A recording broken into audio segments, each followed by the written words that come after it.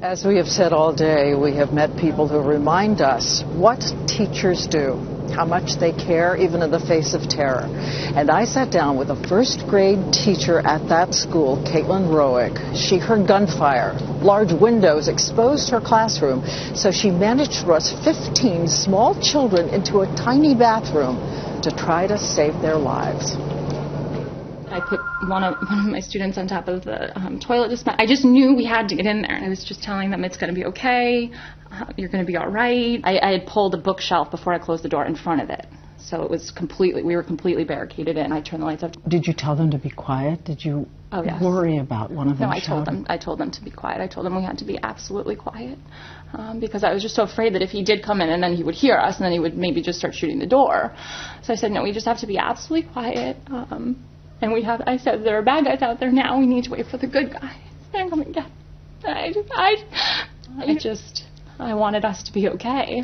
And I'm so saddened that there are people who in this situation are not okay.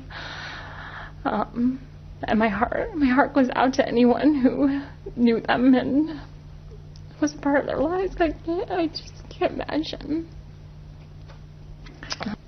Did they cry?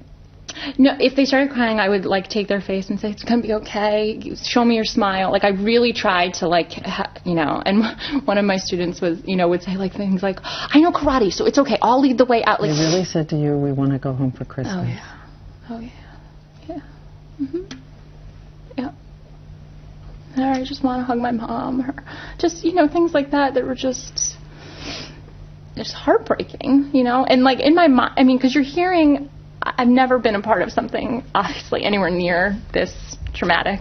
And so I'm hearing the gunfire in the hallway, and I'm thinking in my mind, I'm the first classroom. Why isn't he coming? I'm thinking we're next. And, and in my mind, I'm thinking, as a 6-year-old, 7-year-old, what are your thoughts? What are your, and I'm thinking that I have to almost be their parent. I have to tell them, So I said to them, I need you to know that I love you all very much and that it's going to be okay, because I thought that was the last thing they were ever going to hear. I thought we were all going to die.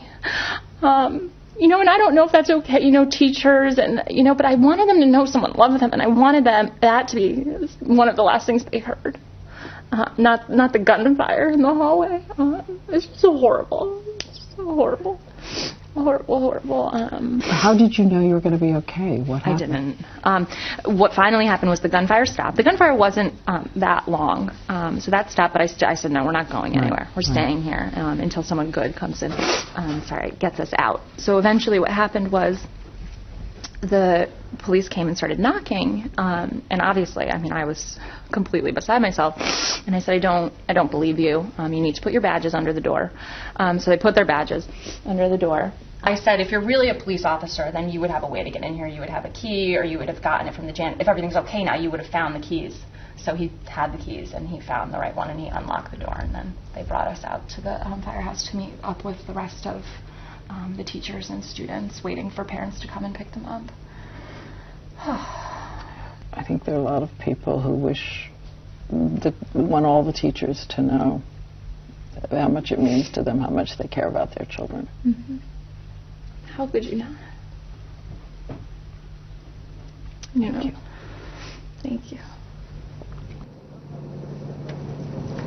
And she only spoke, she said, because she wants us to know this is a school of teachers who care so much about each other and their students.